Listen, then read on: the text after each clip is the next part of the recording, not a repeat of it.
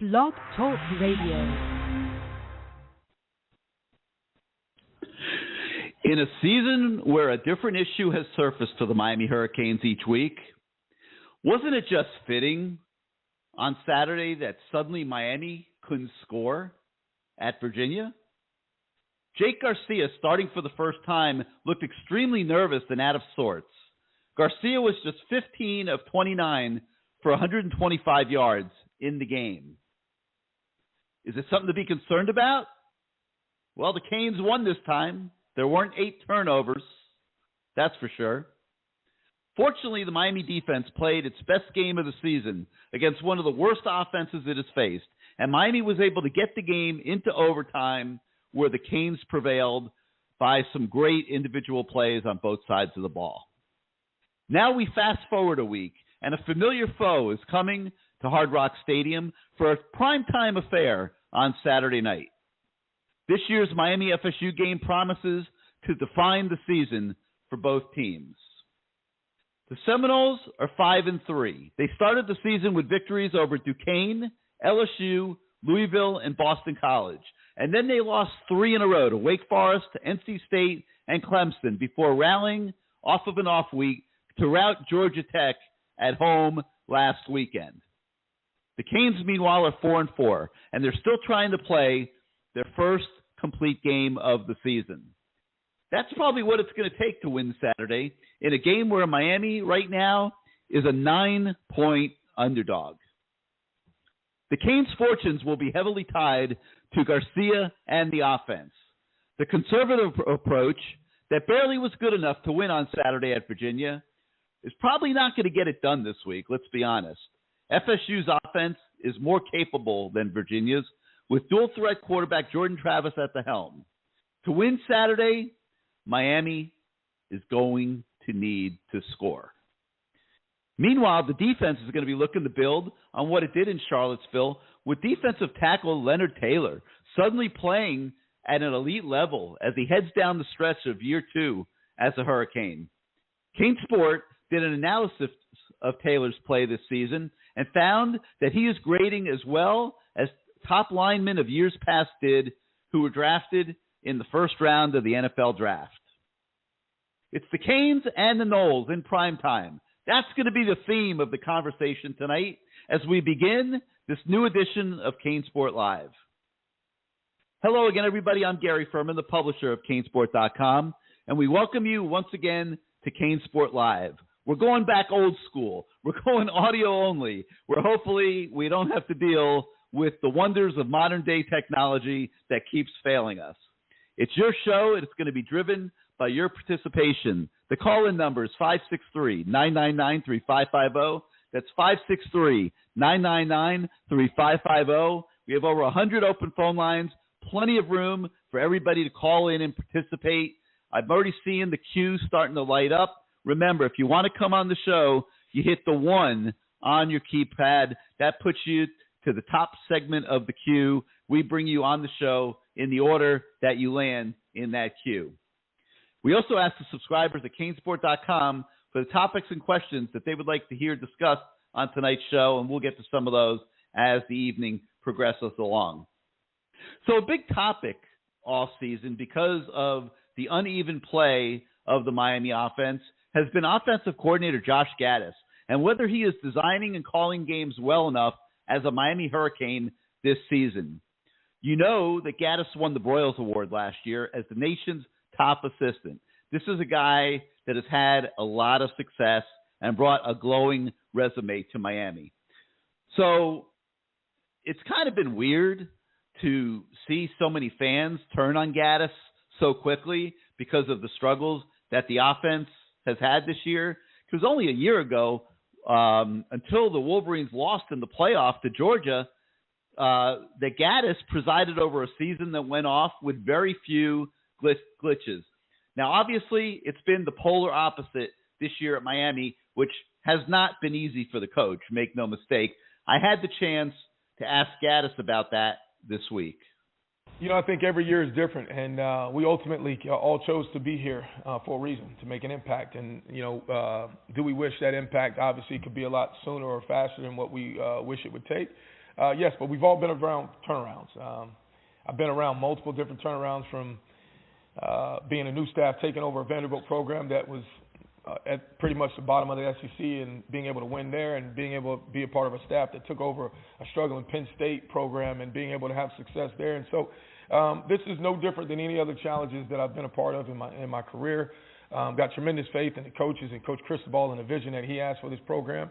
And we all came here together to make an impact. And you know, although we all came from very successful programs, and you look across the board, everyone was having success, you know, we're in the moment now, you know, and you know, things haven't necessarily gone our way, whether it's injuries or wins, losses, certain things, but we've got to have tremendous confidence in who we are as a staff, tremendous confidence in our players, and we have the right program to move forward. And you know, Coach has laid out the guidelines of what he wants, the process of what it takes, and we've got to stay committed to that process each and every day. We've got to recruit at a very, very high level.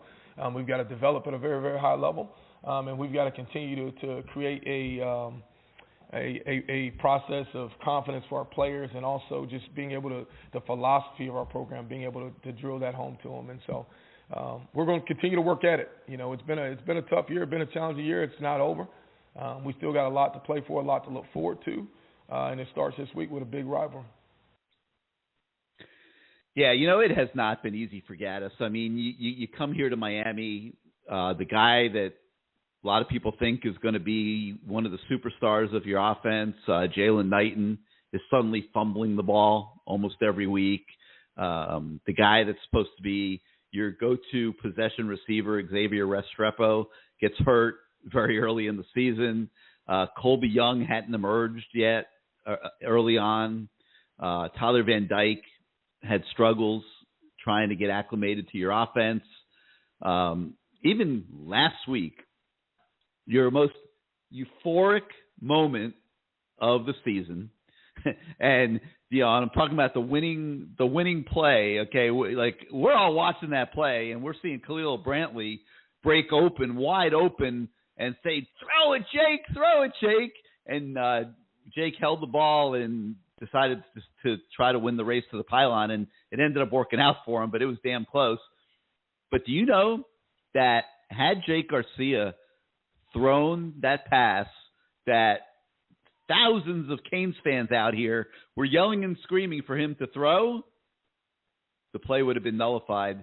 Miami would have been called for having ineligible men downfield because the offensive linemen were blocking, and they were 2 to 3 yards in front of the play, and it would have been an illegal pass. How about that, Canes fans? Doesn't that just sum up the way that this season has gone? But in this case, the break went in the direction of the Miami Hurricanes, and that was a great thing. So all of that's on the table tonight as we start a new edition of CaneSport Live. So let's go out to your calls. The number is 563-999-3550, 563-999-3550. You hit the 1 on your keypad if you want to come on the show. We're going to start tonight in the 757, where you are live on CaneSport Live. How you doing this evening? Man, ain't nobody but Kane. You know who it is. You ain't even got to say 757. When you see that thing light up, you know it's me. Hey, man, let's get ready for this game. I ain't worrying about what happened at UVA. It was trash. It was ugly. But it's all good. I get on my flight. I fly down there Thursday. Have a little fun in the sun. Saturday evening, let's kick some buns. This got to happen, baby. We got to play good. This is a game, Gabe. You said last week everybody better show up. Fans need to show up. Forget that Petrie fan. We don't need y'all. We need the 305 guys to show up live. Make it happen. Let's be real about this. This season has been trash. We have not beat nobody yet. Nobody. Yeah, we beat the teams in front of us, but Virginia Tech was at the bottom. Virginia was supposed to be at the bottom.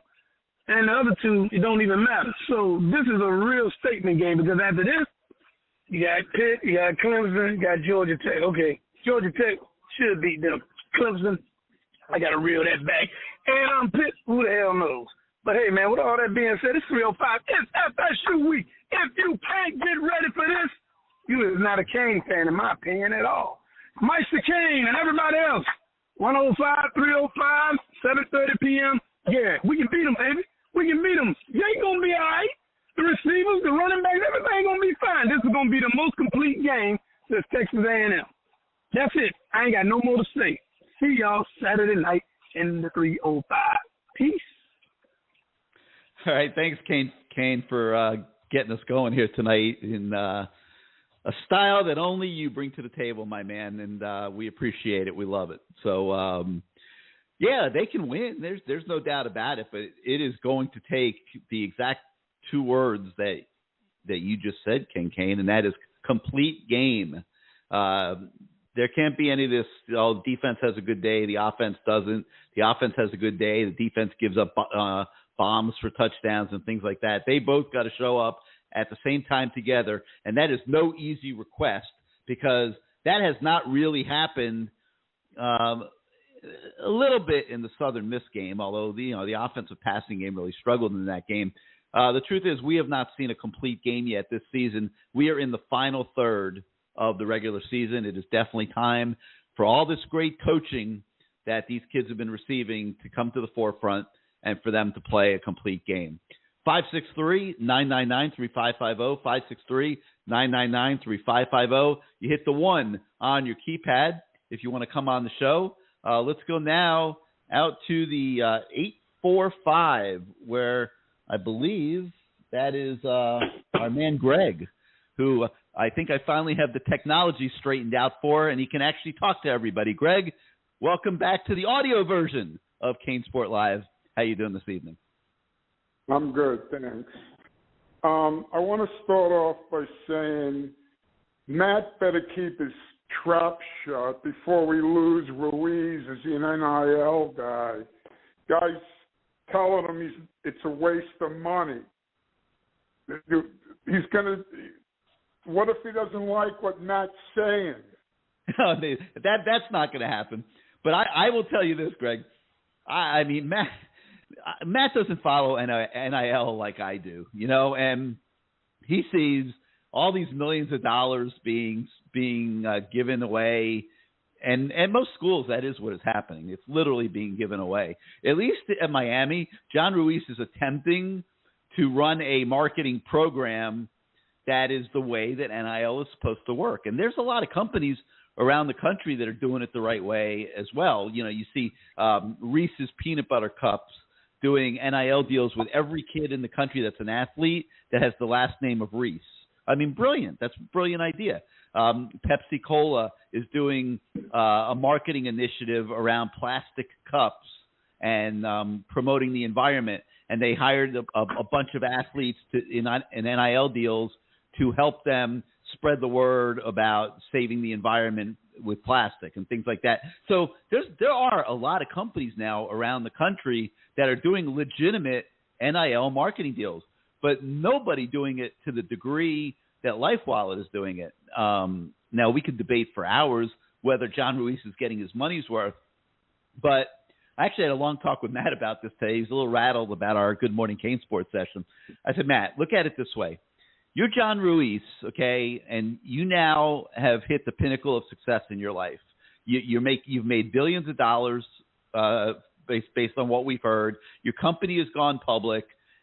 You've lived in Miami your entire life, and quite honestly, before you said, I am going to do NIL, there wasn't anybody in town talking about John Ruiz. For $10 million, if nothing else, John Ruiz has bought one of the biggest profiles in South Florida. And now he's trying to build a stadium at Tropical Park. He's made it clear he would love to buy the Miami Marlins. You could go on and on and on. I mean, he is a big man on campus now. And, these guys with money can go one of two ways. They either want to be well known and be, big time, or they want to live in anonymity. And it's interesting because the Moss brothers from South Florida were very instrumental in bringing Mario Cristobal here. And in the initial conversations, they were, I think, intending to be involved in NIL. Mario wanted them involved, and they were going to be involved. And they figured out, man, this isn't for us. Like, we don't want to be high profile like John Ruiz. We don't want to just give money away. theoretically, and our business doesn't really allow for NIL. Mostech, which is the business of the Moss family, if you have cable TV or high-speed internet somewhere in the United States, there's a decent chance that Mostech laid that cable. And that's what they do. And there's really not an opening there for college athletes to be in NIL deals. But so the point I made to Matt is, look, if you look at it this way, if John Ruiz got nothing else but high-profile status for him and his kids in South Florida, and the trappings that come with that status, and that works for him, and he enjoys that, which he clearly does. I mean, he'll sit here till midnight tonight, probably fighting with Gator fans on Twitter. He's clearly enjoying all the action. Then if that's the case and he enjoys that, he got his $10 million worth just from that, and he's going to spend more money in year 2. Good. I just want to talk about the quarterback position. Jake Garcia throws with no anticipation. He's slow. He's very slow, if you ask me. He can't run that fast. By the way, did you watch Jordan Travis 2 years ago when he played Miami? He was atrocious. He couldn't hit the broadside of a barn. Now the guy's a decent quarterback. I think Ja'Cory Brown should get more of an opportunity if Van Dyke's not going to play. I mean, I think he will. Could he do any worse than Jake Garcia? Yes. I mean, he could do a lot worse. Here's what I'll tell you, Greg. When I watch those two guys in practice, there's no comparison right now. Okay, and the Jake Garcia that we saw the other day in that game was the worst version of Jake Garcia that my two eyes have ever laid themselves on. I mean, he clearly was rattled. He clearly was scared, very nervous, and did not want his experience at Virginia to go the way that his experience went the week before at Duke when he had a hand in 5 turnovers. So it looked like they stripped down the offense to bare bones. It was very basic. And I thought Jake was really struggling. I mean, I don't think he was seeing the field. I don't think he was going through his progressions with any type of speed at all. When he did throw the ball, it was off target. He was throwing behind receivers. He was having a really hard time hitting guys. I have never seen Jake Garcia look even close to the way he looked in the game at Virginia last week. So if he does have to start against Florida State, I hope that Jake will be a lot better. But I can tell you that Ja'Cory Brown, as a complete college quarterback right now, running and passing, is not there right now. Well, I didn't say he was there, but he could be in the future. We'll see. That. I mean, they're not going to stop recruiting quarterbacks. I promise you that. All right. Now, you said that Miami, Florida State is on ABC this week. You realize no one's going to be watching that game besides Miami and Florida State fans, because Alabama's playing LSU and Clemson's playing Notre Dame at the same time. So we're not getting any kind of audience for that game. But I see they're having quite a contingent of top recruits there this week. So it's very important that we at least show up and play well. Yeah, there'll be a lot of recruits. There will be a lot of eyeballs on the game. People's channel channel surf. People go to sports bars where all 3 games will be on the TVs. I mean, there'll be enough people that will see the game. Listen, it's better than what we've been dealing with for the last 3 weeks, with people all over the country scrambling, trying to figure out where they can find the game. I mean, I know so many Canes fans that had the hardest time watching the team, the last 3 weeks. So being on ABC is a huge positive. I don't see any negatives at all in that. And look, hopefully they play well.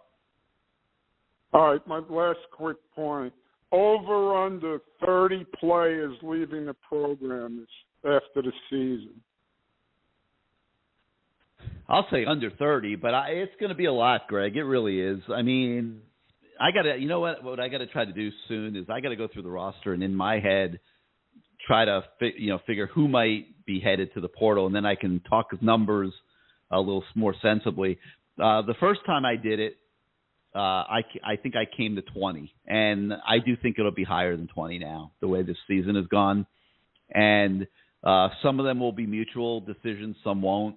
But you're going to see a lot of turnover on this roster again now for the second straight year, and that's the only way to expedite the process of returning back to respectability in college football. I mean, this year, no matter what happens, is not going to involve respectability. I mean, the only thing they can do to make any movement in that regard would be to upset Clemson at Clemson. What is the chance of that happening? Not real high, right? So, plays 0%. All right, thank you. All right, Greg. Hey, thanks for being part of the show. I'm glad we were able to get you on tonight. All right, 563-999-3550, 563-999-3550. You hit the 1 on your keypad if you would like to come on the show. We're going next to the 786. You are live on CaneSport Live. How you doing tonight? Gary, my friend, how are you? Hey, what's up, Everything 305? How you doing this week? Doing well, buddy. How are you doing today? Doing good. Well, I wanted to share a few things with you regarding FSU this week. I saw the line. I think it's as high as, 9.5, is it right now?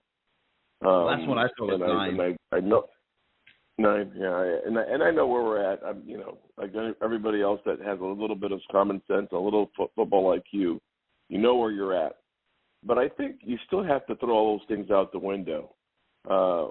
When it's a big rivalry game, it is exactly that. And I think these kids are more than up to the task of defending their home turf against them. I think the incentive is different. I think the atmosphere will be different. I don't see a sellout crowd, obviously, but I do see a good crowd, and it's going to be mixed, obviously. But there's enough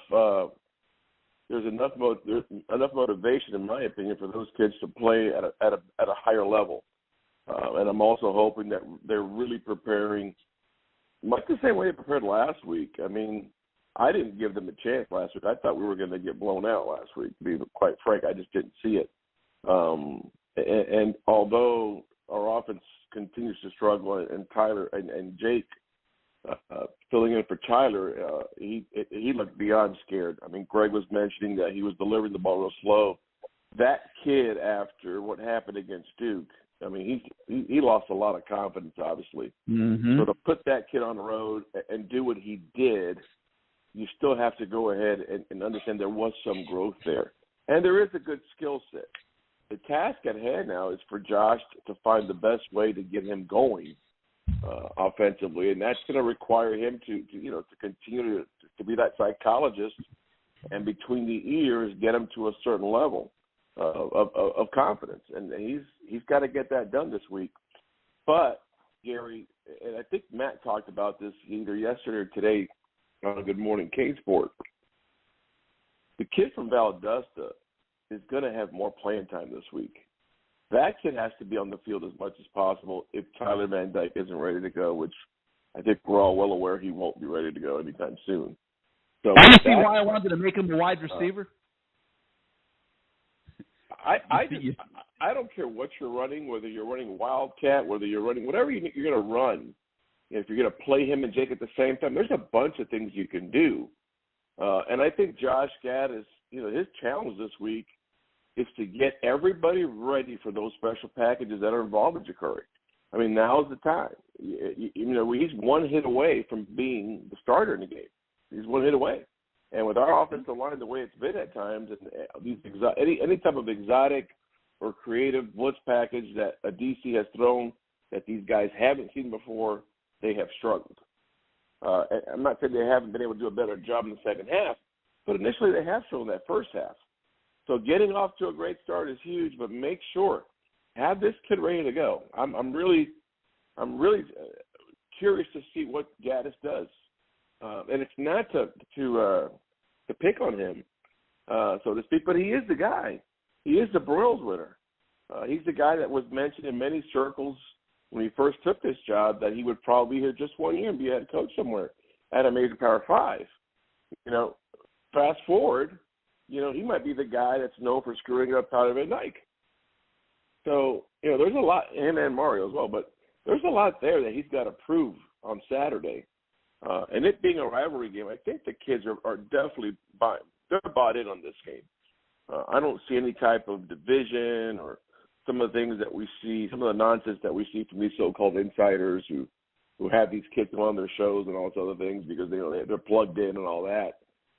I don't think we really know where this team is right now, but I do know they took a step forward last week. And even though it was a horrible offensive performance, Gary, they found a way to stay together. Yes, Virginia dropped the ball, but they found a way to stay together, and they won the damn thing. And that's what matters. And going forward, that's all a coach is looking at, and that's what a player's looking at. It's between the ears. I think we're getting the extra from these guys already. I think that's there. Now it's fixing the psyche. My vision, and it would be expanded now based on what I've seen, was, back at the beginning of the season, I obviously had the opportunity to watch a lot of practice, and I saw a kid that was just insanely athletic, which I think now everyone sees how athletic Ja'Curry Brown is. And I felt back then, before any of these packages were installed or whatever, I'm like, this kid can help this team win games this year. They just got to figure out a way to do it, and it wasn't obviously going to be as an every down starting quarterback. That was my thinking at the beginning of the year. So I said, man, I would love to see him take some reps at wide receiver. And people started coming at me and adding all kinds of overtones to it, and that had absolutely nothing to do with anything, and embrace what I was saying. And I think more people would embrace it now. I really do. Now that they've gotten a chance to see his athleticism.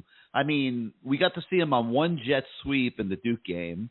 But, what about jet sweeps where he's a threat to throw the ball? What about, well, I guess it would have to be reverses where he's a threat to throw the ball. Even if you throw it out to him in space on hitch passes and stuff, with his athleticism, he's as good a threat as anybody. I mean, we've had receivers with his body type before. Lance Leggett comes to mind as one. I mean, he can't be. Somebody said to me last week, can he be a running back? I'm like, nah, he's too tall and lanky to be a running back. But he could certainly be an all-purpose type of offensive football player right now with this offense in the state that it's at. And you could get really creative with him on the field. And, yeah, that might include sometimes him functioning as the quarterback. But I don't know if they'll go that far. We'll see. But I think that now that they've made the decision to play him, and it's clear that he is going to lose his red shirt when he steps on the field against Florida State, why not expand that package and do even more with him? He's more than capable. Yeah, if you watch contemporary college football, with the scheme that's utilized by most programs, it's not calculus. You spread people out. You force the defense to make a decision. You can RPO it. You can walk it. There's a bunch of things you can do. But if you're spread, you have a chance. And he's a better athlete than the guy that's probably going to be the one that's going to be responsible for him defensively. Defense will play zone and whatnot. But I'm telling you, the kid can still between 10 to 20 yards. He's not that bad. He's not that he's not horrible throwing the ball. His deep balls need some work and all that. I get that, especially the accuracy with those deep balls for sure. But within that scheme, there's plenty of opportunities for him to do what he does best, which is to run. And I think he's a tough guy to bring down, but he's got a confidence about him. He's been slowly integrated in the offense, giving him more and more snaps. And look at some of the downs he played against Duke. Those are some crucial situations. So it's not like he hasn't been prepared for this moment. And again, he's one injury away from being the guy. I mean, we can't lose sight of that. So I do expect Josh to find a way to get him integrated with the offense this week and hopefully have a bigger role. Recruiting-wise, Gary, if I could, how surprised were you last week when Cormani ended up committing to Miami? I'll tell you the truth. I always felt like Miami was sleeping in the weeds on that one. And it was just nobody ever gave Miami a chance. I mean, all you ever heard was Florida, Alabama, Florida. He never came back to Miami after June. He went to Florida a couple times. I mean, everything was pointing Florida. So I kind of tempered, my feelings about it. And no, we did not. And rightfully so. We did not expect him to commit to Miami. But I mean, I'm just being honest. All through the summer and everything, I always felt because of the Lance Leggett connection and what I was saying, I always felt Miami would have a shot at the end of the day. And I expected the end of the day to mean December. I didn't expect the end of the day to mean the end of October. So, yeah, I was a little surprised, but probably should not have been as surprised as I was. But, it's weird. This kid, it's like Azubi Charles, who works for us, we sent him on a road trip this week, and one of the stops was Lakeland High to go see Cormani. Cormani wouldn't do an interview. He's shut down. He's no interviews, not talking to anybody. It's the weirdest dang thing I've ever seen. I mean, it was just bizarre. I mean, Azubi standing face to face with him, saying, come on, man, I came all the way up here from Miami. Can't you talk to me for a couple minutes? No, my mom told me no interviews. And that was it, man. It was weird. We didn't get our interview with him. So he's a tough kid to know about. He's a tough kid to read when even after he's committed, he still won't talk. I watched some of the stuff from last year. A friend of mine was at the banquet where Mario spoke, and he mentioned to me, he's like, you know what? He's probably going to be leaving our school, but I still think he's not a corner at the next level. I think he's a safety. I'm like, not what I wanted to hear. But then since things tempered off, I was thinking, you know what? It's probably we're not going to get him because I don't know if he really fits what we're doing. So I watched some more stuff, some more of his highlights. And I got to tell you, Gary, his speed does concern me. What I do love is his length. It's almost like he's a better version of DJ Ivey coming out of high school. And I've been attacked for this with a couple of my buddies, but I just see a lot of similarity between him and DJ from high school. He's a little faster than DJ, obviously, but he's a very aggressive kid. The one thing that his transition is going to take a while is not being always able to manhandle a wide receiver and redirect him or control him and then redirect him. I'm curious to see his transition. And you look at his frame, got a great frame, great length, and his hips are good, but they're not great. And I'm wondering, is this kid really the second best player in the country right now? Am I not seeing something correct? So I didn't know if you had any thoughts on that as well, just based on the potential and how he projects. I was curious to know what you were thinking about that. Yeah, I mean, I haven't really had a chance to evaluate his speed. Really, I haven't studied a ton of his tape. I've seen him live a couple times in some 7-on-7 settings and camps.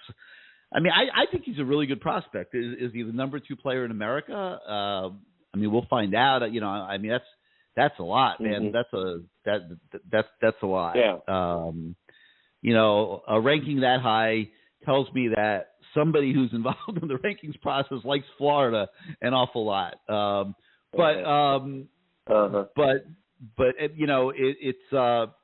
It's a lot for him to carry now. I mean, he's Cormani McClain, the number 2 ranked player in America. He's a 5-star.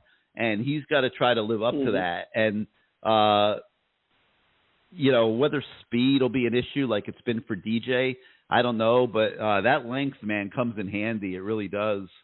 And that length makes up for being maybe a step slower than, the best corners in the world and stuff, because you obviously can cover so much airspace with it. I have a friend over at Monsignor Pace and knows a little bit about this kid, and he says, hey, he's just a step slower than Reek was coming out of high school. And I was like, wow. I never made that comparison, but he's just a step slower than Reek. And Reek isn't a Blazer, but he's a pretty damn good athlete. So I know we got a great athlete there. I think he's going to transition. It's going to take a while, I think, for him to transition to it winning. If he comes in January, then I think that'll definitely help. But, Gary, final score prediction, I'm going to give you one right now because I know you got a bunch of people on hold. I'm going to give you 27-20. Canes, baby. All right, man. I think a lot of people will take that result. Yeah, and I do see Mr. Borregales hitting a big field goal down the stretch here at some point in the game. So we'll see. All right, everything. Thank you for being part of the show. We'll talk to you Gary, next week. be well. Be well. You got it. Bye-bye. 27-20. I do think Miami is going to have to score in this game. They're going to have to open the offense up. Josh Gaddis, if Jake Garcia is the quarterback, as right now we're expecting, is going to have to trust Jake a little bit more probably than he did last week. Jake's going to have to be able to try to do some more things out there that'll lead to some more explosive plays, and he's going to have to be able to execute them the way he has done on the practice field on a fairly regular basis. And if he can do it, then Miami will be in the game and have a chance to win 27-20. If he can't, and they're going to be scoring, 3 or 6 points in regulation, that will probably not get it done against Florida State. 563-999-3550. 563-999-3550 is the number. You hit the 1 on your keypad if you want to come on the show. Let's go now to the 706. You're live on CaneSport Live.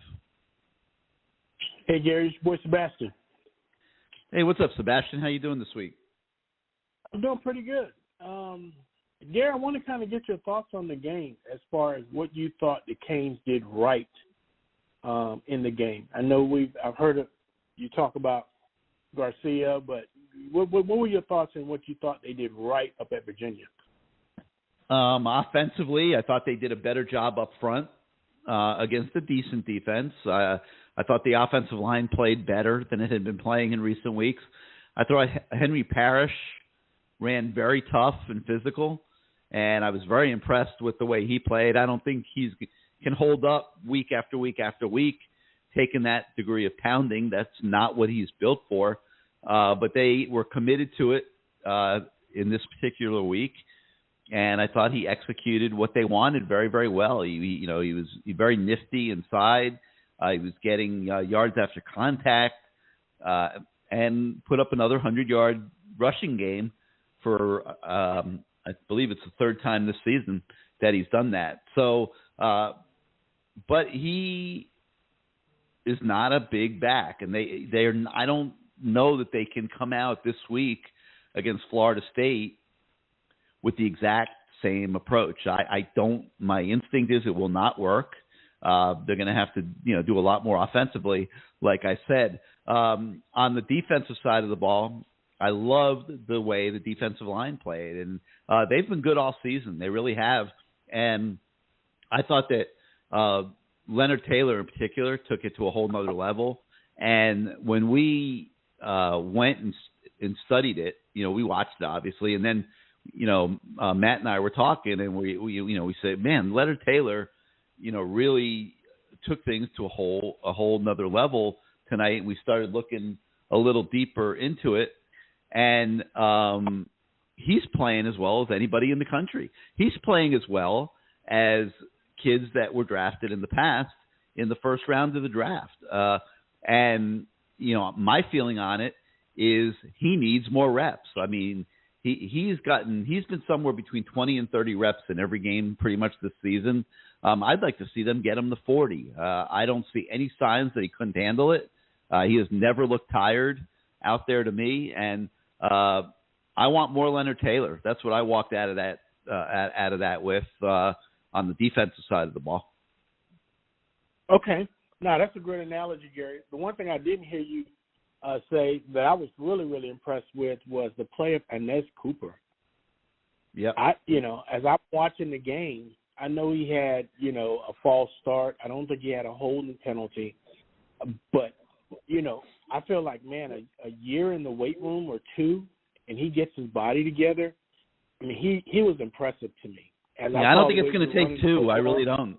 I don't think it's going to take two. I think he's going to be a starter next year, and I think he's going to be a great player for the Miami Hurricanes. I just think he looks like the type of lineman that Mario Cristobal wants to have up front. That's what he looks like to me. Yep, no doubt about it. Physical, powerful, and I'm very optimistic about him. I was just waiting to see what you thought about him, but I really thought he played well. I am 100% on board with you on that one. As well as Parrish played, I thought he played real well. The second point I wanted to make is, as I'm looking at this team, I'm looking at the body language. I felt the coaching staff, with all the adversity they felt, I felt they managed the game well. They weren't pressing on fourth and short. They played the field position game. I just felt they managed the game. I mean, their whole body language, their attitude. I saw Mario, really kind of, encouraging the kids.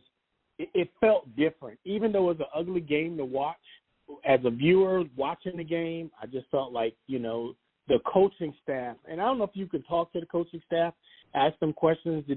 Were they more cohesive for this particular game? But to me, what I look like, I saw a coaching staff that was in sync with each other.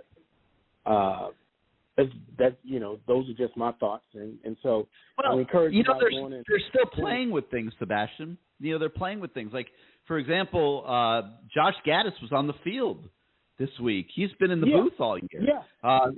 Frank Ponce went upstairs. Josh Gaddis came downstairs. That's an adjustment that they tried to make from a coaching standpoint. And, a new staff coming together for the first time, there's an adjustment period. They've never worked a game with each other before. So now we're in week 8, and they should be coming into a little bit of a groove. Yeah, I felt like it.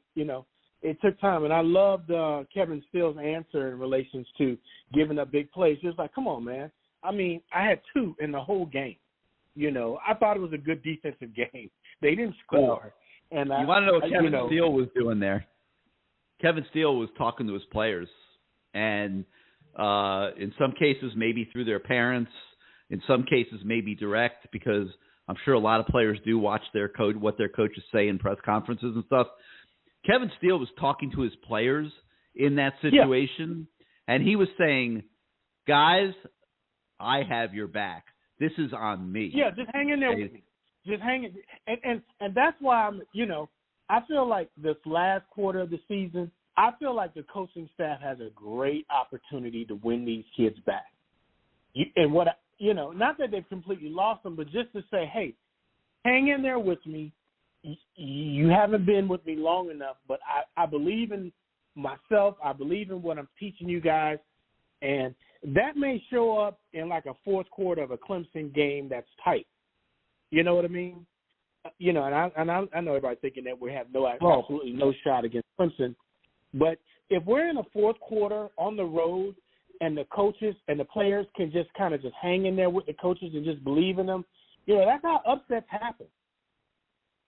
That's how upsets happen, from them being able to do that.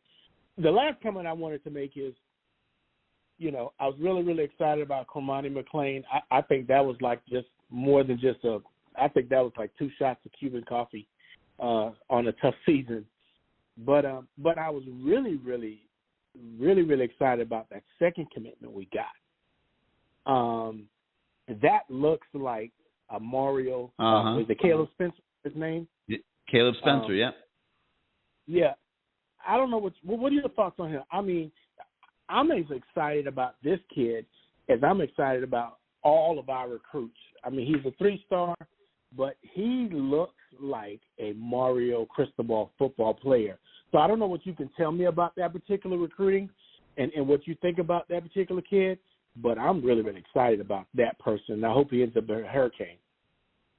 Yeah, here's what I could tell you. Miami, he got Miami's attention when he came down with to play against Fort Lauderdale Stranahan the first week of the season, and Miami was watching Hakeem Williams. Yeah, they weren't watching Caleb Spencer, and in watching Hakeem Williams, they saw this kid making play after play after play, looking unbelievable. And they did some research into who is this guy, and they found out it's Caleb Spencer. And one of the coaches, Coach Adai, had some inroads at the high school and made some calls and got Miami into the game there. And he was committed to Oklahoma at the time. Now, Oklahoma has a policy that if you are committed to us and you go visit another school, if you're looking around, we're looking around. And what happened was they got Caleb Spencer to come down here for the North Carolina game, and Oklahoma got wind of it and started looking at other guys. And it created a little bit of a chill in the relationship between Oklahoma and Caleb Spencer. So as these few weeks have evolved and Miami kept up its pursuit, Caleb Spencer decides, you know what, I am going to flip. I'm going to go to Miami. And he was planning to make the announcement yesterday, and Oklahoma got wind of what was going on Friday, and they told him, we're out. You do not have an offer to the University of Oklahoma anymore. And, you know, Caleb kind of panicked a little bit and said, well, damn, I better commit to Miami real fast before they get different ideas. And he connected with Hayes Fawcett of On3 to create a graphic, and boom. Suddenly he's a Miami Hurricane, and it all happened very fast. But, you know, you look at his tape, he clearly is a very good athlete, should be a very good college football player. How good remains to be seen. But Miami really loved him when they studied his tape against Stranahan back in the first game of the season. Gary, I don't know if you remember this, but I remember when Butch Davis was in Texas and he was looking at another athlete, and he discovered Bubba Franks. Mm-hmm. It wasn't like you remember that story? He wasn't going to recruit Bubba Franks. Yep. The tape don't lie. That's all Nope. I'm saying. The tape does not lie. And I would rather have a coach that really goes after the type of players he wants and win and die with those type of kids. And, you know, I'm just as excited about him. We'll see how he evolves, what he sticks into this class. I thought we grew a lot this past week in Virginia. We needed a game like that because we're playing at home, and I felt like we'll be a little bit more locked in because we had to do that when we was on the road. Big shout-out to the coaches. I think they grew a lot this week. I'm excited about FSU week. And do you give us a chance to win? That's what I want to know. You can keep me on hold. I do. I do give them a chance to win. I think they're going to need a lot more offense than they had last week, like I said a few minutes ago. And they're going to have to open the playbook more. They're going to have to trust. If Jake's the quarterback, they're going to have to trust him. You know, he had a settle down week. I get it. Everybody was very rattled by Is Xavier going to play this week? Who? Restrepo. Is Xavier Restrepo going to play this week? Restrepo, I think, exited the game fine. He should be out there. But, you know, like I just think that they're going to have to trust Jake in this game because Virginia's not real good on offense. They were able to dial things back a little bit, go a little more conservative, not be as freewheeling, and try to control the turnovers. And it worked. It worked. Had they not won the game in overtime, I think they would be kicking themselves that they were so conservative. But it worked. They got out of there. They got the victory, and now they can come back and continue circling the wagons. But I do think they are going to have to be considerably more aggressive in this game and trust Jake Garcia more. Okay. Well, keep it on hold, man. It's a great show, and I'd like to see if I can get more information on did the coaches grow this week, because I really thought that they did. And I hope it just carries over to next week. All right, Sebastian. The other thing I'll say about what Sebastian was just saying is that there's thousands and thousands of high school football players around the country, and I don't care how good your scouting department is and how good your coaches are. You can't see everybody all the time in every state, every city around the country, and sometimes you are going to find kids like this by accident, by referral. That's just the way it happens. I mean, Miami got Colby Young. Look how good he's playing now by a referral from a junior college coach. And if you're going to be successful, you got to get lucky sometimes on situations like that. And you're seeing the thoroughness of Miami's recruiting now because these things are creeping up a little bit more. That means they are out there. They're talking to people. They're looking at tape. They took the time to study Hakeem Williams' tape from week 1 of the season, and in doing so, they found Caleb Spencer. And that's quality work right there. 563-999-3550, 563-999-3550. You hit the 1 on your keypad if you want to come on the show. Let's go to the 917. You are live on CaneSport Live. Hey, what's up, Gary? BK here. What's up, BK? How you doing this week? I'm doing pretty good. Hey, Gary, in regards to recruiting, like how many? I know you were saying earlier that we're probably going to lose probably excess of 20 guys off the team that'll go into the portal. But in terms of high school recruits, how many do you think we could, Mario's planning on taking? Is it going to be like over that? I know we could go over that 25 limit, but does that include transfer kids as well? If I understand the numbers correctly, there's 9 guys graduating. So if they go 25 and then say they want to take another 5, let's say another 5 transfers, that's 30 minus 9. That means they got to lose 21 players that are presently on the roster that could potentially come back. Now, some of those guys are going to be 50-year juniors, things like that don't have the prospects of playing anymore. But I think they are going to want to bring in as many players as they can, and I think that roster is going to be looked at with a very sharp pen, and I haven't done it myself yet since the season started. I did it earlier, and I came up with a number of ballpark about 20 that I thought would depart, which would leave them with 29 spots for recruiting. But I'm starting to think there's going to be a few more than that. Wow. Okay. I was watching the first college playoff ranking, right? Yeah. On ESPN. They said something very interesting, right? We always talk about how Miami is not an elite team. We don't have elite talent and all this other stuff, right? But after watching this show, which is something that I should have realized all along, Gary, there are only 5 elite teams in all of college football. Only 5. Everybody else is good. Right. If you look at the CFP, whatever, college football playoff, whatever, it's only been 4 or 5 teams. You have the 4 mainstays, which is Clemson, Alabama, Ohio State, Georgia, and then every once in a while, and then you had a one-off in Notre Dame one year made it, and then another one-off in LSU, and they went and took the whole thing. Well, I'm looking at the ranking. They've got Tennessee number 1. Is Tennessee elite? Could have a LSU type. No, they're not elite, but they could have a LSU type season because of that offense, and that's what gave LSU that championship 2 years ago or something like that. They had that crazy offense putting up all those numbers, and they remind people offensively of LSU. But that's the one-off I'm talking about. Like every year or so, there'll be a one-off. You understand what I'm saying? But in the grand scheme of things, there are only 4 elite teams in all of college football.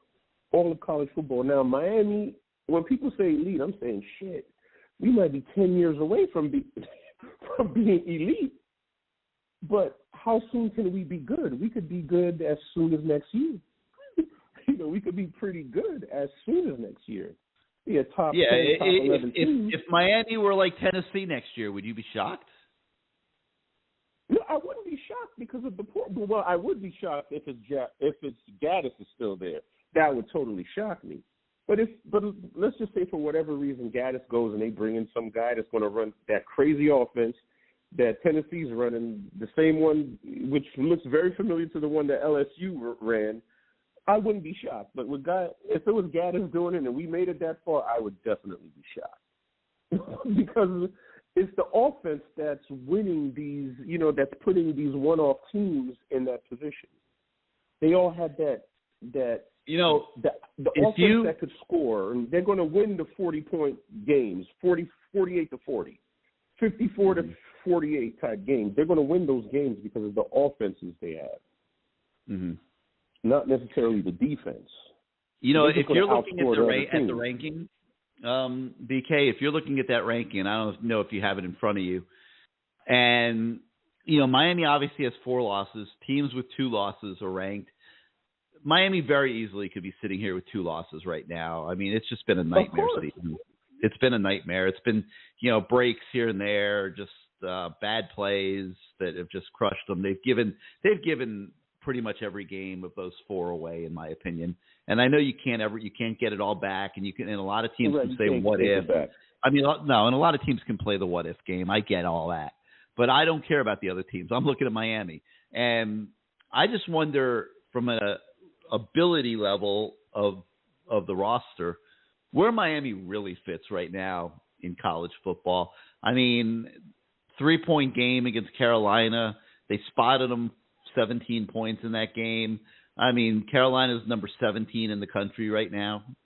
They win those games. Miami's easily a top 25 team. I'm not saying they're top 10. Yeah, I mean, top 25 team with 2 losses. That's what I'm getting at. I mean, they won't be a top 25 team this year, most likely. But no. I'm wondering if the starting point of where the program is at right now in this reclamation project really, truly is top 25 kind of level. I mean, there's still some good players on this team, I mean, you look at the way Colby Young is playing right now. You look at the way Leonard Taylor is playing right now. I mean, there are some good individual players. Tyler Van Dyke's a good player, obviously. Restrepo is a very good possession receiver. I think Henry Parrish is a good number 2 running back. I don't like him as number 1 running back, but it's just kind of interesting. You do kind of wonder when you start looking at these rankings, what's the true ranking of the Miami Hurricanes? What level is this program really at right now? Is it really at 4-4, and your record is what you say? It says what you are, or are they really a little bit better than their record, and they just have they've played beneath what their record really should be? And it's an interesting thought, The talent is there. Like, look at Tulane. I think Tulane is ranked number 17. Given a good game, given everybody steps up, you beat a team like Tulane. I've seen them play. They're a good football team, but they're not. They don't scare. They don't scare anybody. Yeah. You know what I'm saying? But they're a good, sound football team. They got a lot of seniors on the team, because that's usually how those teams crack the top 25 every 4 or 5 years. They have a senior-laden team. Guys have been playing with each other for like 4 or 5 years. They know how to work together. But in Miami's case, you can't, in this day and age with these high-powered offenses, I think that's the route Miami should have gone. The Michigan thing looks all good with, Gaddis was there with Harbaugh, but look how long it took them to build Michigan. John Harbaugh's, or Jim Harbaugh, whoever, first 3 or 4 years, he was on the bubble. They were considering firing him. But that's how long it took for that offense to gel. It took 3 years. It took 3 years for that style of offense for every player to gel and finally got it right. Because that's the type of offense that Jim Harbaugh wants to run, which is similar to the type of offense that Mario wants to run. But you could have a guy come in now. Perfect example, look at Sonny Dykes. TCU was horrible last year. Sonny Dykes, an offensive genius, a guy that's real creative with his play calling, has TCU in the top 10. TCU won 4 or 5 games last year. Mm-hmm. You know, so yep. I think that's where we're. You know, we have the talent.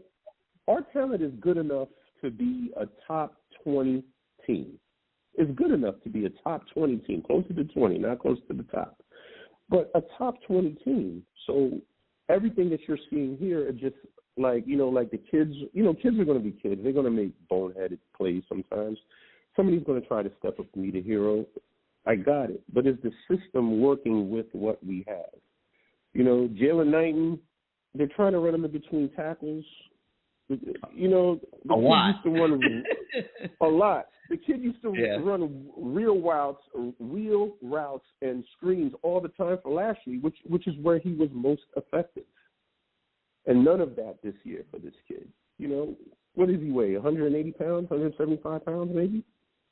And they're trying to run him in between tackles. And then there's no depth at the running back position. He's tough as nails, man. Did you see the way he was taking those hits and bouncing off the guys? And that kid is really tough, but if you get him in open space, that is not what he's built for. Yeah, if you get him in open space, he could make a couple of guys miss. He'll bounce off a couple of tackles, especially last year. Remember that play he had last year against Florida State? How he bounced off, I think, 2 DBs and just cut off and ran right into the end zone. So, I'm just hoping on Saturday it's not an embarrassment. I think an embarrassment against FSU could be the nail in Josh Gaddis's coffin, especially if we don't score. Because FSU is going to put some points up. They're going to design, to attack our weakness, and they're going to put some points up. If FSU goes up 14 in the first quarter, I'm done. I'm switching to the Alabama game. I'm done. All done, huh? All done, yeah, all but finished. That's it, Gary. But keep me on, though. Yeah, but you say, I'm all done, I'm all finished. I'm finished. I'm done. I'm going to be looking forward to December. Wait, when's the first day of signing? December what, 6th or something like that? I think it's 21st this year. Oh, the 21st this year. All right, well, I'll be looking forward to the 21st to see who we get. All right, Gary, keep me on, man. All right, always man. A pleasure. You got it, man. Thank you for being part of the show. 563-999-3550, 563-999-3550. You hit the 1 on your keypad if you want to come on the show. Let's go to the 727. You are live on CaneSport Live. Hey, Gary, it's Jake from St. Pete. How you doing? Doing great. How you doing? Pretty good. We at least won one, and I was quite excited that we finally rekindled our kicking game and let a kicker win a game for a change instead of losing on 4th and 1. That was what a relief that was, even though that was actually with not having these games on TV or some obscure station you can only get if you pay through the nose for ridiculous cable. Listening to the game on the radio is so much better than watching this on TV. What? I think my blood pressure is like 30 points lower when listening to these on the radio, because it's just not having to watch Leonard Taylor come off the field for 55-60% of the game, and only hearing about him when he's making plays on every play that he's in the game. Just not having to watch all the just horrible nonsense that you don't hear on the radio, but you see when you watch on TV. It's just so much less infuriating to do that. I don't know. I did that with the Virginia Tech game too. I was out on a boat listening on the radio, and it was so much more relaxing than being there and watching the. I guess it helps when you win too. You don't have. I got to try that one week. I got to go on a boat. I want to go on a nice big yacht and watch the game from a yacht. No, we weren't on a nice big yacht. We were just on a modest fishing boat, but on a little 21-foot fishing boat. But it was kind of cool. Quite. No, it was just a super relaxing day, and it helps when they win, even though it was ugly. But it's just when you watch all this stuff, and you were talking earlier, like why can't Leonard Taylor play 40 plays a game, 45? Darrell Jackson played I think 45, 50, and he wasn't just destroying everyone the way Leonard Taylor was. And it's that kind of stuff. Just when I'm watching the game, especially when I'm live at the game, when I'm at Hard Rock, I tend to key in on the line play, and it's so infuriating when you've got a third and long, and you got Jake Lichtenstein and Antonio Moultrie. Like, yeah, they're okay. They're not Leonard Taylor. No, it's just that stuff just drives me insane. It's like, are you playing statistics or are you playing to win? That kind of stuff I don't care for. But a couple of things. Anyway, that was just a sidetracker and aside. But I had asked you on CaneSport when you did the Q&A, why couldn't Ja'Cory Brown be a running back? And you said he's too big, but I say Derrick Henry begs to differ. And the kid's got speed. He's been running the ball his whole life. He can't hit the broadside of a barn. We're short on running backs. Why can't he play running back? He's not running back thick like that. I like him. I always said from the beginning of the season, I want to see him take. Oh, go ahead. Sorry. I said from the beginning of the season I would love to see him take wide receiver reps. Like, I wonder what his hands are like. Can he catch the ball? He would have such a huge catch radius. He's outrageously athletic. You could give him the ball on jet sweeps. You could throw him hitch passes and let him run the ball that way. I mean, they're just scratching the surface, in my mind, of what you can do with Ja'Cory Brown. And, that was the vision that I had at the start of the season.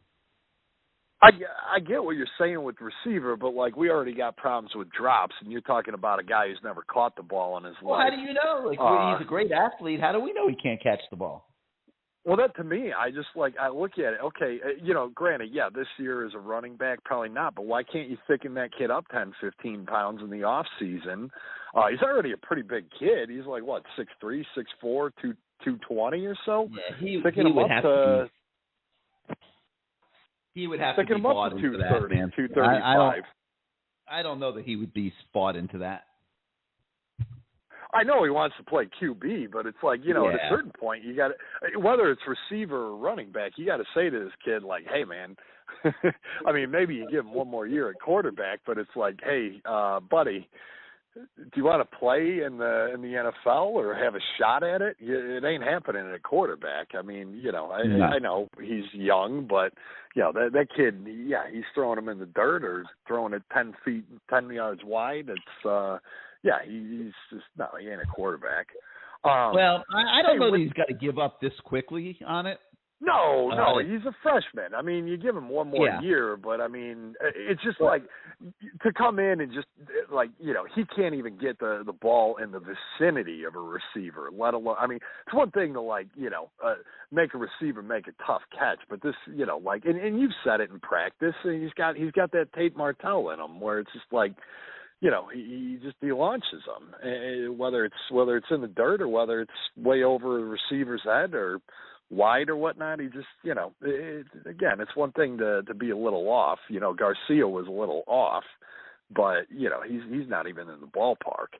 And that's what I saw. Honestly, Jake, that's what I saw the entire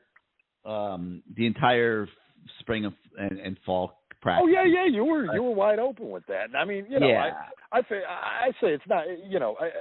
I say give the kid at least one more year to see if he can actually learn something. And you can't write a kid off as a freshman, especially when they've got that kind of athletic ability. But you may not have to be the greatest passer in the world, but you have to be at least serviceable. You got to. You got to be able to at least do a little something. But anyway, question with Ruiz. It's I've softened my tune on him. I called up a few times highly questioning his motives and everything that he was about. But he seems to have kind of cooled down, and I don't think he's quite not quite. He's not a Nevin Shapiro, and he's not. I don't think he has ill will, but I just can't $10 million. Excuse me, $10 million, and this app has no downloads or whatnot. I don't question. I don't think it's about that right now. I don't think it's about how many downloads they have. What's the return though?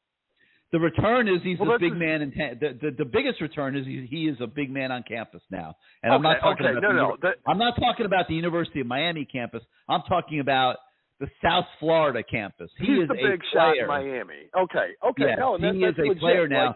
He was not a year ago. Okay, so if that's all he gets out of it. There ain't I said this earlier in the show. Billionaires can go one of two ways. They can be low-key, incognito, or they could be high-profile. And most of them want to be high-profile. They want to be recognized for their achievements in life. And so beyond that, he has a business, which is a public company. And public companies are very much about optics also. And having a known brand be a division of this public company and now expanding the brand to other things, maybe it pays off eventually. Who the heck knows? We don't know. I highly doubt that. I mean, I highly doubt it too. Go with your you would have said the first same thing about Uber, Jake. Because that makes Before all you heard the about sense Uber, in the world. would you have predicted Uber would be what Uber became? Before you heard about Twitter, would you have ever predicted that Twitter would become as big, or TikTok? Gary, let me finish that statement for you. Listen 1 minute. Yes, I would have, because people actually used them. Okay, but people got to know about it before they can use it. And this is a little bit more specialized, and it may never be anything. And I don't want to come across as saying that I think it will be something, but I see what John Ruiz is buying with his money. Your first explanation makes all the sense in the world to me. He's clearly not worth the $20 billion he said, but he's clearly also worth a lot of money. And you know what? $10 million buys him a lot of notoriety in South Florida. A lot of notoriety, and I'll tell you right now, he is saving the University of Miami athletic department from a disaster. Because I am telling you now, collectives, whatever you want to call them, there is no chance without John Ruiz that the University of Miami football program right now would be anywhere close to as competitive in the NIL world as it is with John Ruiz by way of his lifelong division. I have a strong suspicion. I don't know if it's the only reason, but I have a very strong suspicion that John Ruiz had a hand in our recent big news with Mr. Cormani. Was that the be-all and end-all? The kids know they're going to get treated fairly. Cormani could get big NIL no matter where he goes. Ruiz puts us in the game, and that's to me. There's no doubt about it. I just and without see him on him, there, Miami's and he's not in the game, Jake. They're not in the game, and people need to realize that. All right, Jake, I got to let you go, man. I got some special guests on the line. We'll talk to you next week. Thank you, man. Thank you for being part of the show. Thanks. All right, 563-999-3550, 563-999-3550. You hit the 1 on your keypad if you want to come on the show. But first, it's time for our point counterpoint segment of the show with the voice of the fan, Bruce Warner, who comes on with a special guest. And this week he's with the guy that will not need a major introduction, but I'm sure that Bruce will come up with a wonderful one anyway. Bruce, and soon to be announced, phenomenal guest. Welcome to CaneSport Live. Thanks for the build-up, Gary. Now I'm going to disappoint everybody with this guy. Anyway, he's a former Cane. He broke my heart with a pick six against my Giants in the Super Bowl for the Baltimore Ravens. But more important than that, he's a great guy and a good friend, and it's former DB Dwayne Starks joining us on the phone line tonight on CaneSport Live. Welcome to the show, buddy. Oh, man, thanks for having me, Bruce. How you doing? My pleasure. It's always good to talk to you. So let's just talk a little bit about what Miami's going through, because you're one of the most perfect people to answer this question. What it's like to go through a rebuild like this. You lived through it with Butch. Talk about your what was going on, and do you ever get a sense that it was going to get better, or was like, oh my God, why the hell did I come here? Talk about that, man. No, I mean, a lot of the guys that was there when I came there was guys that I played against in high school. You had the Jeffrey Taylors, you had the Dennis Scotts, the Danielle Ferguson. So I know those guys had plenty of talent. But just getting it all out to a winning team, putting it all together, that was kind of tough, especially after we lost to Warren Saps and, everyone else who was on those teams in the 92 all the way up to 94. And there was, those are great teams. But in the rebuilding stage when Butch Davis first got there, it was, everyone's trying to figure out what his system is, what he's going to be. We were going through the probation that was hanging over our head, and then, we finally got the ruling on that. But it's going to take some time, and in a sense, what I saw when I got there, first of all, having to prove myself, which I ended up doing, but seeing what Butch Davis was doing, bringing in guys like Bubba Franks, Edrin James, Ed Reed, and, Santana Moss, you saw the talent that was going to, I just wanted to stay in school just a little longer because I know what those kids were going to do.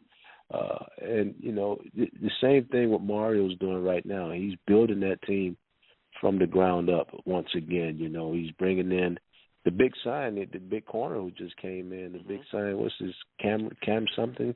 Carmani McLean, yeah. That kid is supposed to be there. Everybody was screaming Gators. I was going to say that's part of the ground up, man, having those lockdown cornerbacks. Exactly. So, when I left and went into the draft after the 98 season, then I think the following year, 99 and 2000, those guys were rolling. They got their experience in. Year two when I was there, especially Edrin, and then the rest of it was history. That went on a nice little run with a bunch of talent that was brought in. Yeah, they could have won 3 titles in a row. They got jobbed in the championship game. They put Florida State in there against Oklahoma. We probably would have obliterated Oklahoma. We won the next year, and then we got screwed in Arizona. In the Fiesta Bowl. Yeah. So we could have had 3 straight with the talent that Butch put together. Right. So to compare what I've been through with the University of Miami, going through the first losing season in I don't know how many years, when we went 5-6, I believe. And I wish I can forget about it, but but that's part of my history at the University of Miami.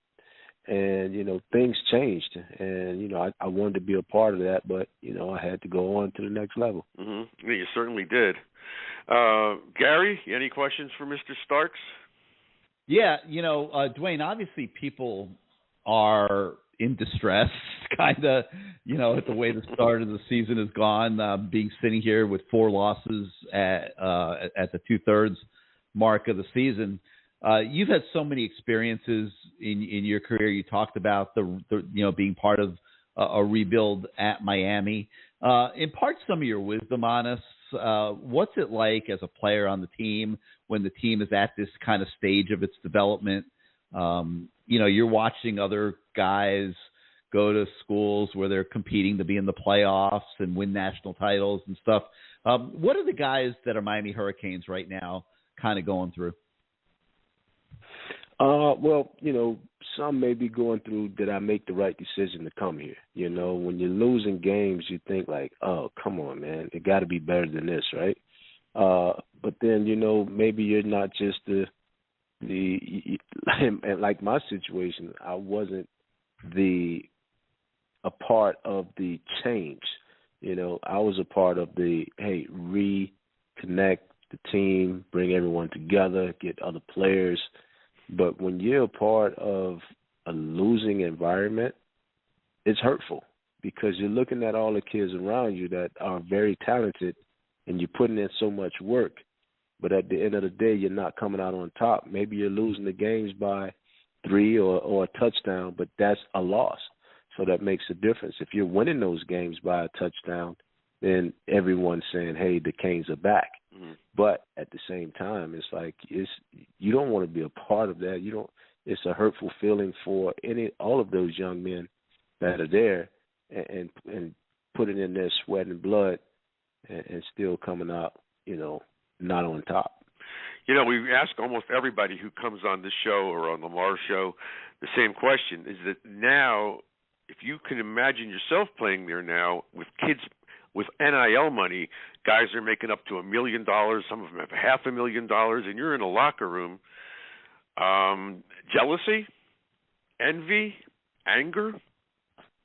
What do you think the emotions are when they're seeing these kids not even performing that well and making a lot of money?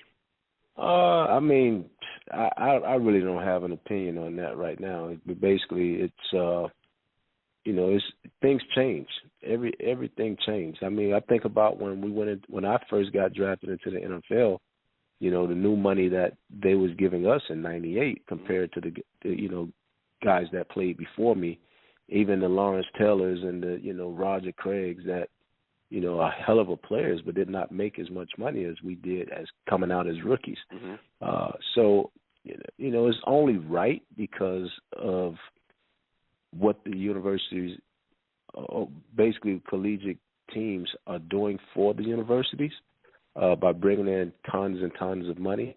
So it's only right that they make it right for the players that has generated all of this income for the school and for outside of the school. So I don't know if you saw those games when Miami gave up 4 touchdowns on 4 bombs. And then the following week, 2 more bombs. Middle Tennessee? Yeah. And so looking at the defense, you can't play that when you don't have the speed to stay with these guys. What would you have done? I mean, you can't jam these guys if they're faster than you because you're never going to catch up to them. Well, you better be able to jam them. You better be able to jam them, and you better have some really good corners. I mean, really good safeties that can play over top of you. No, we don't have that either. We had guys taking bad angles. You saw that. Yeah, I mean, a lot of bad angles. You got to do something. You got to figure out a way to let them catch the ball in front of you and somehow, wait till they make a mistake. Mm-hmm. Yeah. And that's the thing. Like any team, and one thing that we always said, if you give a team 12 to 15 plays in the drive, then therefore someone's going to make a mistake at some given time. So you don't want to allow teams to just drive down the field like they did, throwing deep balls. Hey, let them catch it. I ain't gonna say let them catch it, but if they catch it, make the tackle.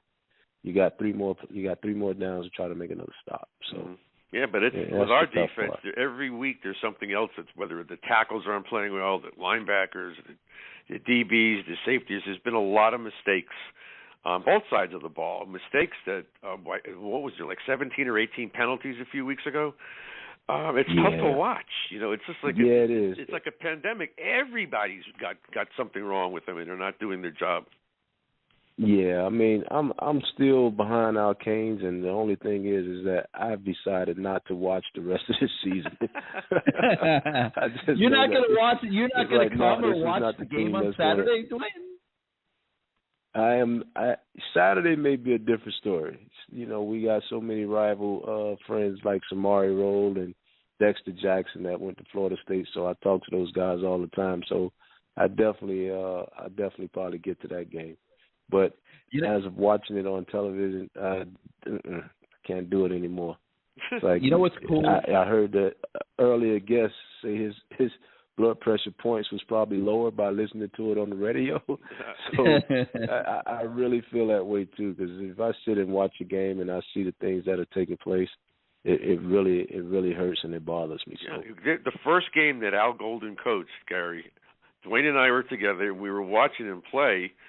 Was it Maryland or something on the road? And they kept on, and every time they showed the screen when Maryland was on offense, we couldn't see our DBs on the picture on the television set. And Dwayne kept on pointing. He says, "Where the hell are our corners? Where the hell are the corners?" And they just nickeled and dimed us to death, and they never changed it. Right? Mm-hmm. That is true. That is true. It's just you can't give up too many. They're just going to do that, man. But it was sad. We sat there watching that game, and we had to talk about it and report. We was doing the Kane. Was it the Kane show at the time? Well, we were doing a sports talk show, yeah, but we covered the Canes a lot, obviously, because it was you, me, and Perkins. Yeah. But anyway, no one's giving up, and I think you can't give up. You have to look at what Mario's doing in the recruiting. Man, and he's not done. There's a few more guys we're going to get, so which is what you need. You need to find. You just mentioned that they brought in Santana, and they brought in Edge, and they brought in this guy, and Bubba Franks. Well, that's exactly what he's doing, only it's 20-something years later. But he's building a foundation, and he's going to keep building on it.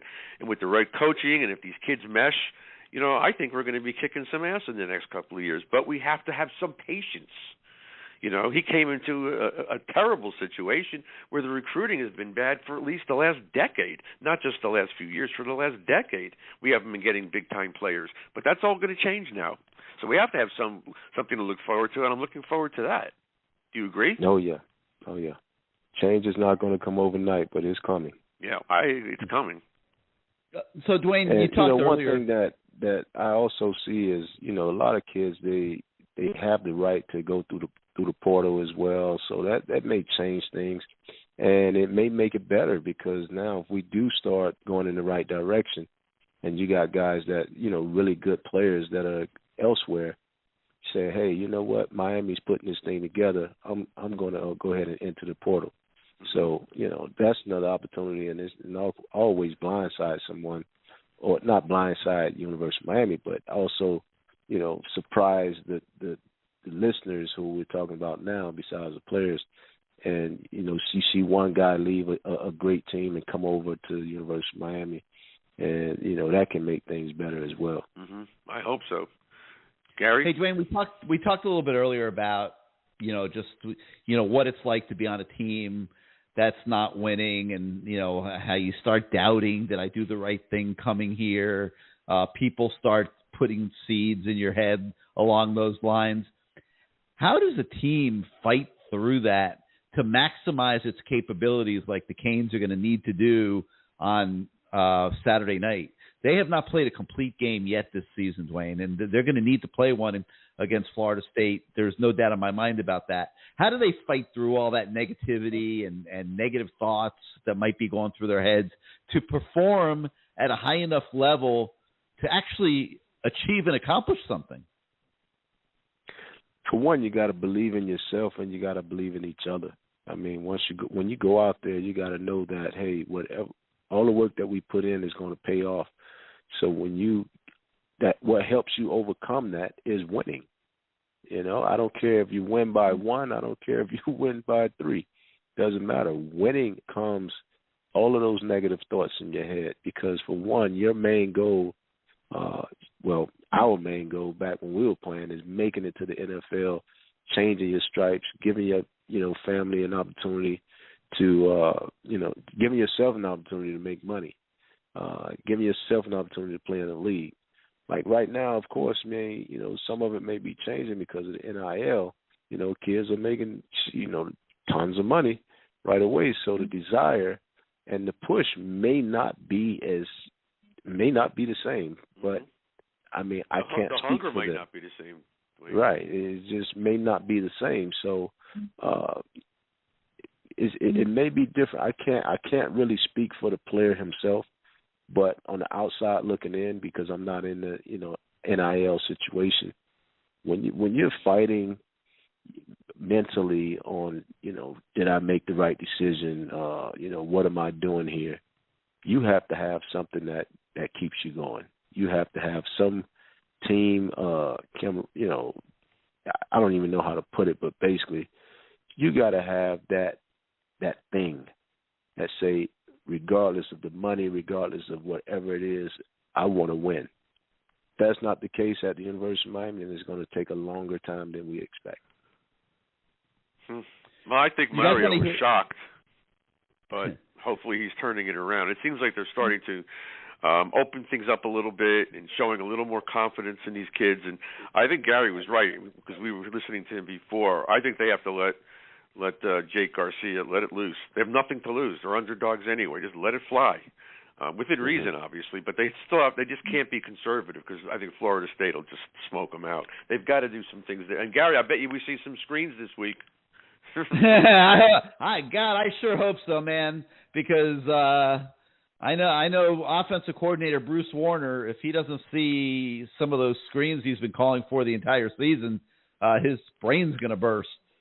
Yeah, I'm not the only one. I'm telling you. Guys, I saw some of the comments on there on CaneSport. A lot of people think I'm right. I mean, they do it in the NFL all the time. When someone's coming for a blitz and you know it's coming, most of the time you check it off and you go to a screen. Right, Dwayne? That's how you stop that stuff. But they haven't done it the whole year. Quarterbacks are getting killed. Both of them already have been hit pretty hard. Well, you got to have offensive linemen that can move, for starters. And I'm not sure these guys are displaying a ton of that right now. Well, that's true, but you they still definitely need to got to do have it, that, man. You definitely got to have offensive line, and I know one thing that you got to have is a defensive line. Especially now, you got to have some ones that can put some pressure on the quarterback. You know, it's basically just like the NFL. You got all of these teams that are running the ball and not running the ball, but passing the ball much more than they run the ball. So you know, if you can get some guys that apply the pressure, you get you some linebackers that can run. You know, it changes the game, and not just running. They got to be playmakers. You know, some guys can be really good ball players, but never playmakers. So playmakers change the game. So that's what we're looking for. Yep, that's for sure. We've got guys with 5 stars that aren't making plays. Exactly. Our So safety, who really has been invisible for the 2 years he's been here so far. Hey, Dwayne. So you were part of this Miami FSU series, and obviously it's about at least it was as heated as it gets in college sports. But there's a cool story evolving right now, and you've got a guy by the name of Terrell Buckley, who I'm sure you're well familiar with, and he has been named the head football coach of the Orlando XFL franchise that's going to be emerging after the first of the year. I forget I think it's the Orlando Guardians is going to be the name of the franchise. And he's hired an assistant head coach. Who do you think that is? He probably Lamar, right? Yeah, it's Lamar. Lamar Thomas, man. How beautiful is that? A Florida State guy becomes the head coach of the team, and he hires a Cane to be his assistant head coach, and they will be going to battle together in that league. I just think that's so cool, and we are going to have Terrell Buckley tomorrow night on the Lamar Thomas show, so that should be a lot of fun. Oh, again, okay, good. All right, cool.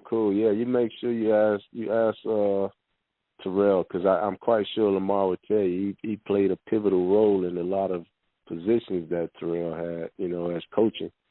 So, you know, I'm not surprised that he brought Lamar over and to be with him in that league. Right, he's the assistant head coach. What is he, a wide receiver coach too, Gary? Yes. Okay, that's what I thought. Okay, the Guardians, huh? Okay. I'm not a big fan of that name, but that's okay. I'm still rooting for his team to win, that's for sure. I believe there was a Guardians team before, like it might have been an arena or something. I don't know. The Cleveland Indians are now the Guardians.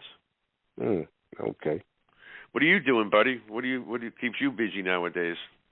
Man, I was coaching my son's team. You know, basically coaching him in the Little League Football League, where we just lost our playoff game against Opelika. They got a lot of talent on that team. And also helping out with his middle school football team, which was the Sharks. So, you know, it's been a long long road right here, you know, trying to get into this coaching thing, but you know, it's been fun. Okay. It's been fun. Yeah, I know you were involved with other things too, because we were talking about it over the last couple of years. What's going on with those things? With the NFL, I thought you were involved with. Yeah, I was working with the NFLPA, the trust, which is powered by the NFLPA, where I help former players, you know, learn about their benefits off the field. So, you know, after they retire, basically helping them through their transition that's one of the things that I was helping doing, and also doing the same thing for Mr. Rosenhaus, and that's been a very, very cool thing to do. So, it's always nice, man. It's always good. It's a good feeling when you help a person who's, rather they're struggling or rather they just, want continuing education or anything like that, and I point them in the right direction. That's always a good feeling, man. That's that feel-good thing that we all should have in our life. Well, that's what I said at the beginning. You're just a good person. You're a good guy, and these are things that you enjoy doing. So that's awesome. I'm happy for you. You know that. Oh, yeah. Yeah, thank you, man. Thank you. And I kid you all the time, too, so that's okay. I have to rip him on the show all the time, but he's just a great person. Right. So anyway, hey, anything else, Gary? No, what? So, Dwayne, before we let you go, who wins on Saturday? I knew you were going to ask him that. Hey, listen, man, I'm still riding with my Canes, bro. I'm going to go with my Canes. Okay.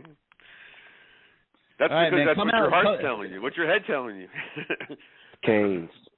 I mean, we got some talent, man, and Florida State's, I think they're pretty much in the same boat in the situation. Yeah. I don't feel like they're any different than what we have, talent-wise. So I think we can pull it off. It's just every cylinder has to be clicked. You know what I mean? So you just got to pull it off. Everyone has to play together. You got to be able to stop that quarterback because that kid could run. We've dealt with that a couple of weeks ago. And we can't have that again. We've got to be able to keep this kid in the pocket and make him a passer because our defense is just susceptible to these quarterbacks getting out of the pocket and making problems. We can't let that happen. I mean, you said the key thing, keeping him in the pocket. Yeah, man. keep him if in the pocket. Keep him in the pocket and has to run up the middle, then that's a whole different story, than allowing him to get to the outside and, just running all over the place with the option to run or pass. So can't do that. Maybe we put a spy on him, too, if we could find somebody that could stay with that kid. He's Don't make me. All righty, guys. Well, thank you so much, Dwayne, for coming on the show. And get on out to the stadium. Make Bruce take you for dinner first to a Sicilian Oven or someplace else. And have a good time this weekend. I keep asking him to come, but we'll get together one of these days. He came to see my wife sing at Duffy's a couple of years ago. Yeah. So he's been there. We've been together. Yeah, right now, man, just running around with kids. They're at that age where they're involved in everything. So that me and my wife, and run around looking at all the things that they're doing right now. So. Right. Well, I see the pictures on Facebook. I follow you, buddy. All right, you be well. All right, guys. Take care. Let's go, Canes, man. Dwayne, thank you so much, man. All right, Bruce. Thanks, all right, no care, problem. All right, kid, I'll talk to you tomorrow. Yeah. All right, it's Dwayne Starks and Bruce Warner, and we thank them for coming on the show and giving us their insight. All right, we're going to head into the home stretch here. If you want to get on the show, now is the time to call. 563-999-3550, 563-999-3550. Plenty of room on the board. You hit the 1 on your keypad when you do call in. Let's go out right now to the 305. You are live on CaneSport Live. How you doing tonight? Good, Gary. How are you? Who's this, Adam? Yes. Hey, what's up, my man? How you been? How are you? Doing good. Good. A couple things. One, I had posed this question before, and now with the injury, and I know this is looking to the off season. Do you think that with NIL now in place, there's still a chance that TVD comes back next year for like a second season? And I know that's too far in advance. I'm just curious. 100%, Adam. It's going to be very interesting how the whole quarterback situation works itself out. And there is nothing, I've spoken about this on some of the stuff that we've done on the website. There is nothing that would surprise me. TVD coming back, TVD going into the transfer portal. Jake Garcia coming back, Jake Garcia going into the transfer portal. Ja'Cory Brown coming back, Ja'Cory Brown going into the transfer portal. Miami going into the transfer portal to find a veteran quarterback who can compete to start next year, particularly if TVD does go into the transfer portal. And then obviously, you've got Jaden Rashada coming in January, and we'll see if Emory Williams can make it through the next, what do we have, 6 weeks to signing day without somebody poaching him out of the Miami signing day class. So it's wide open at quarterback, way more wide open, I think, than people give it credit for. As we see here today, I cannot predict exactly what's going to happen. I think these last 4 weeks will determine a lot. Okay, and a couple other things. One, why was I unfortunately I was watching the game. Why did Gaddis seemingly play like this vanilla offense with Garcia? I mean, I understand he wanted to limit the turnovers, but it was just, even at the end, when you would think you would have a chance to win the game, why run it? I mean, I understand you're playing for overtime, but at least give them the opportunity to win the game. They got blown out at home. They got blown out at home the week before, Adam, by Duke. Okay? The reason they got blown out at home by Duke was they turned the ball over 8 times. Jake Garcia, who was playing quarterback, had a hand, I believe, in 5 of those. Okay? I think they were trying to get the whole thing under control. It almost backfired on them, quite honestly. They were scary close to losing that game on Saturday, and it would have been had they lost because they dialed things back too much. And now they would say, but we didn't turn the ball over. and that was clearly the emphasis of the week, is we're not going up to Virginia and we're not turning the ball over. And they were very careful with the football. I think Jake had it ingrained in him to protect the football, and probably to such a degree that it got into his head way too much. He looked very nervous, very scared. He very, very, very preoccupied with not making a mistake. It slowed him down. It slowed down his progressions. I think it made his mind race a little bit. His palms sweat. His heart palpitate. By the end of that game, I think Jake Garcia felt like he had played 5 games. Seriously. And hopefully, if he starts this week, which right now we think there's a very good chance of that, hopefully he will be in a better mental state coming into the Florida State game than he was going on the road to Virginia, because he is going to need to be. And I think they need to score in this game, Adam, and they're not going to be able to do it playing smash mouth the way they did at Virginia. I don't believe that would work this week. Okay, and a couple other things. One, what did Kevin Steele say? Because I watched the game, and a number of times, I think 2 or 3 that I can remember, on 3rd and long, we let Brendan Armstrong get like 20-plus yards. And Devin Travis is obviously a running quarterback. Yeah, he has an arm, but he's more of a runner. What has Kevin Steele said about that? Should that be like having a spy on 3rd down? Just have somebody spy on Travis or anything like that? I think he's had spies, Adam. I think the spies are taking bad angles and taking themselves out of the play. I've seen Corey Flagg do that several times the last few weeks. I think this. I think that all of those deep passes that they gave up earlier in the season spooked Kevin Steele a little bit. I mean, when have you ever seen that before? 6 bombs in 2 weeks, okay? I think that changed the way Kevin Steele's calling the defense. I think that he is not being as aggressive getting after the quarterback as he could be and may need to be this Saturday. And then the problem becomes that these running quarterbacks are killing them because they're standing back there and then they're picking their seam and they're running up the middle of the field when those guys are preoccupied covering receivers. So it's a little bit of an issue, no doubt about it, and I think it'll get a lot of attention in practice this week with Jordan Travis as the quarterback, obviously. But, yeah, I mean, I think that's why we're seeing what we're seeing.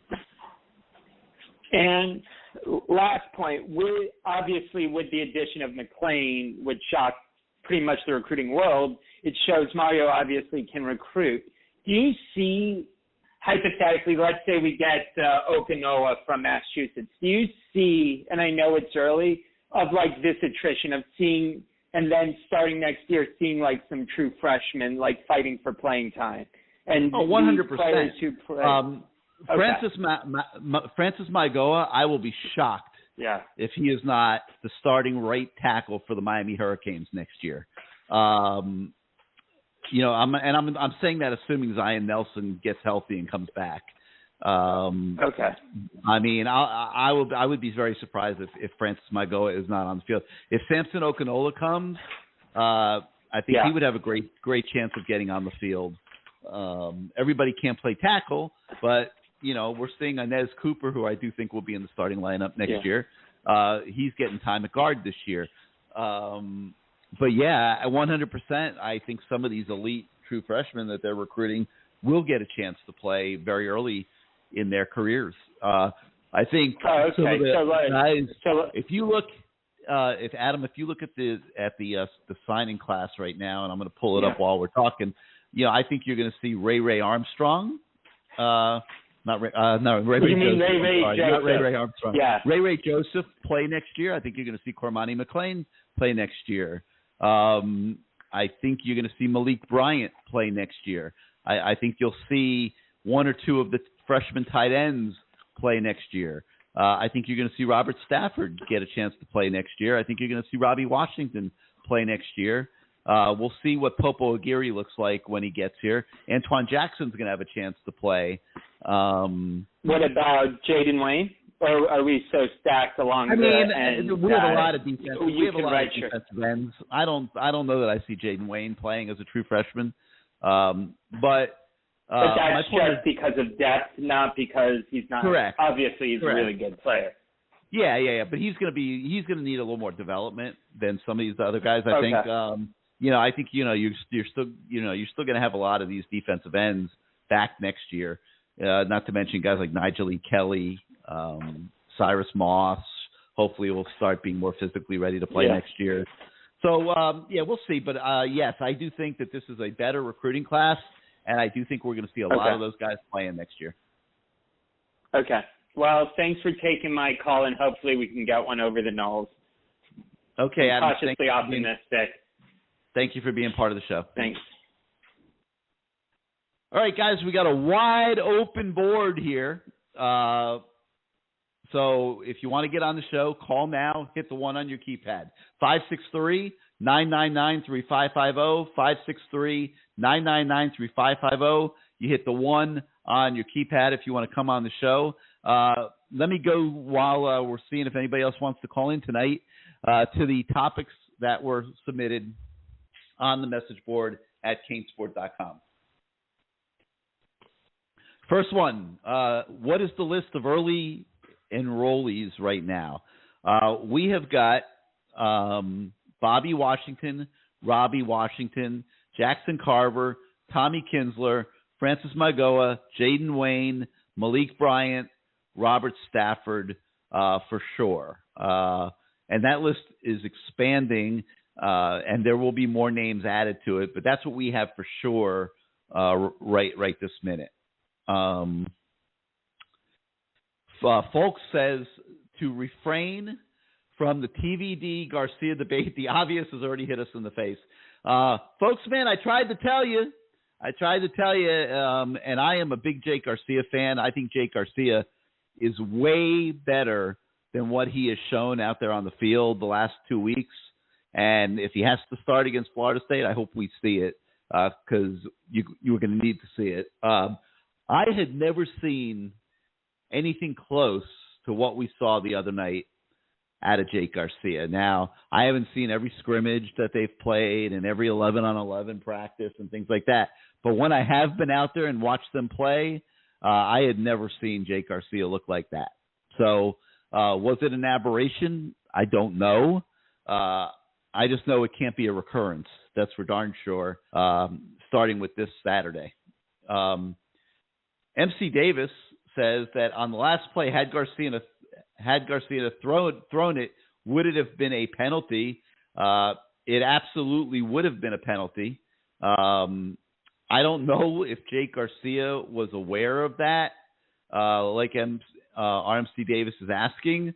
But if you watch the replay of that final play, you will see that the linemen were blocking very aggressively, as if it were a running play, and they were at the goal line, okay, when Jake Garcia would have released the ball on a pass. And the referee is right on that line, and if the referee was doing his job, yes, he would have called ineligible man downfield. And then there would have been a penalty, and Miami would have had to try to score again, and maybe the entire result of the game would have been different. It's amazing, man. The games within the games, they're always amazing. And Miami fan Dan wants to know what is going to be the ending team ranking. I assume he's talking recruiting and not the AP poll. Hopefully that's what that question is about. And my answer to that would be, I think they got a chance to get to the top 5. I really do. So that's going to be really, really interesting to see. All right, that's going to do it for tonight's show. Thank you so much to everybody that called in, and thank you to all of you that listened. Big day for the Miami Hurricanes Saturday at Hard Rock Stadium. You've got recruits coming in. You got a national TV audience. It's a chance maybe to, put a little bit of icing on, I don't know if icing is the right word, but put a little bit of a bow on what's been, kind of a rough season. And beating Florida State is always nice, and a victory puts you on the winning side of the ledger, needing one more to become bowl eligible, and 2 more to get to 7-5, what would be 7-5, assuming they are unable to upset Clemson on the road. Maybe send you to Clemson with a little more confidence as well. So let's hope that they can put a complete game together, something that they have not done this entire season. Also want to thank Dwayne Starks and Bruce Warner for coming on the show earlier. Tomorrow night, 8 o'clock, we got the Lamar Thomas Show. Hope everybody will join us again then. So until next time, have a great night, everybody.